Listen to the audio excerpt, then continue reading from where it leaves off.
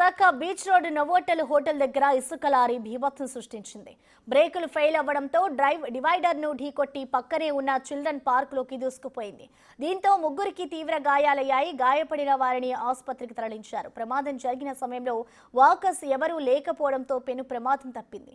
గతంలో ఇదే ప్లేస్ లో 2 ప్రమాదాలు జరిగి 2 చనిపోయారు. మరింత సమాచారం మా ప్రతినిధి నాయుడు అందిస్తారు.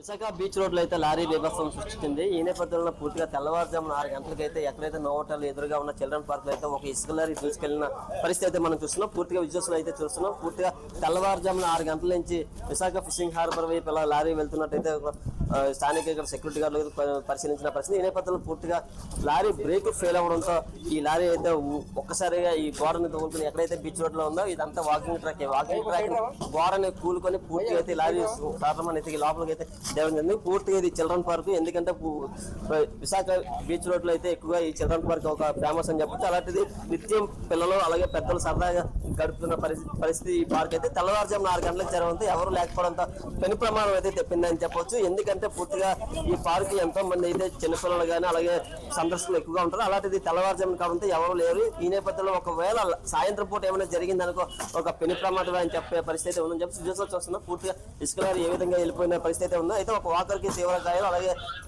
క్లీనర్ డ్రైవర్ కి తీవ్ర గాయాలు అయ్యాయి. వారి ఆసుపత్రికి కూడా తరలించిన పరిస్థితి అయితే పెను ప్రమాదం అయితే తప్పిందని చెప్పొచ్చు. ఎందుకంటే గతంలో కూడా ఇలాంటి ప్రమాదాలు అయితే 2 చోటు చేసుకుని రెండు ఘటనలో కూడా ఒక ఐపీఎస్ అధికారి ఒక నార్మల్ పీపుల్ అయితే చనిపోయే పరిస్థితి కూడా ఉంది. పూర్తిగా ఎన్ని సంఘటనలు ఇది 3వ ఘటన ఇన్ని సంఘటనలు జరుగుతున్నా అయితే పోలీసులు ఎవరు పట్టించుకునే పరిస్థితి లేదని చెప్పి ముఖ్యంగా చూసుకుంటే దీనికి నియంత్రణ అంటే కఠినమైన ఈ చర్యలు అయితే తీసుకున్న పరిస్థితి లేదు. నిత్యం ఇదే స్పాట్ అయితే వరుస ప్రమాదాలు జరుగుతుండడంతో ఒక పక్క వాకర్స్ అయితే ఆందోళన వ్యక్తం చేస్తున్న పరిస్థితి. ఎందుకంటే బీచ్ రోడ్ నిత్యం వాకర్స్ ఎక్కువగా తాకిడి అయితే ఉంటున్న పరిస్థితి ఉంది. పూర్తిగా ఈ సాయంత్రం పూట అయితే చాలా కలకలాడే చిల్డ్రన్ పార్క్ ఒక్కసారి ఎవరు లేకపోవడం అయితే పెను ప్రమాదం అయితే తప్పిందని చెప్పొచ్చు. పూర్తిగా ఇటువంటి సంఘటన జరగడంతో పూర్తిగా పోలీసులు సంఘటన స్థలానికి వచ్చి ఈ ఘటనపై పూర్తిగా ఆదేశాలు అయితే జారీ చేసిన పరిస్థితి. రాళ్ళన్నీ తప్పిస్తున్న పరిస్థితి. కొద్దిసేపటి క్రితం డ్రైవర్ ని కూడా ఆసుపత్రికి తరలించే పరిస్థితి అయితే ఉందని చెప్పొచ్చు. పూర్తిగా మనం చిల్డ్రన్ పార్క్ ఎక్కడైతే ఉందో ఆ పార్క్ లోకి అయితే వెళ్తున్నాం. అసలు పూర్తి చూడొచ్చు లారీ ఏ విధంగా దూసుకుపోయిందో మనం విజువల్స్ లో అయితే చూస్తున్నాం.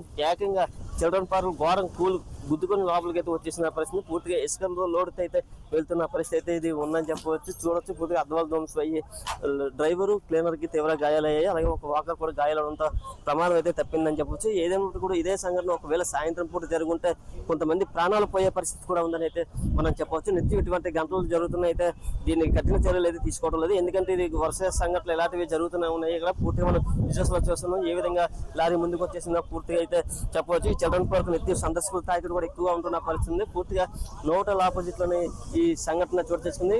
ఇంకొకటి పోలీసులు బీచ్ రోడ్ లోకి లారీలు ఎలా లేదు, అలాంటిది లారీలు ఏవా వెళ్తున్నాయో తెలియని పరిస్థితి. అయితే ఉదయం పూర్తిగా ఎవరు లేకపోవడంతో పోలీసులు కూడా ఎక్కడ ఆగిపోయిన పరిస్థితులు లేకపోవడంతో ఒక్కసారిగా ఇసుక లారీ లోడుతో వెళ్ళిపోతున్న పరిస్థితి ఉందని చెప్పచ్చు. పూర్తిగా అయితే ఈ ఘటన విశాఖలో కలకలం రేపింది. నిత్యం సందర్శకులు తాకిడిగా ఉన్న బీచ్ రోడ్ లో ఇటువంటి సంఘటనలు జరగడం కరెక్ట్ కాదని, అలాగే పూర్తిగా ఉదయం పూట వాకింగ్ ట్రాక్ సమయంలో వాహనాలన్నీ నిలిపివేయాలని అసలు ఉదయాన్నే ఈ లారీని ఎలా అనుమతించాలని కూడా కొంతమంది అయితే ప్రశ్నిస్తున్న పరిస్థితి ఉంది. Camera person Ramat Naidu, Visakha.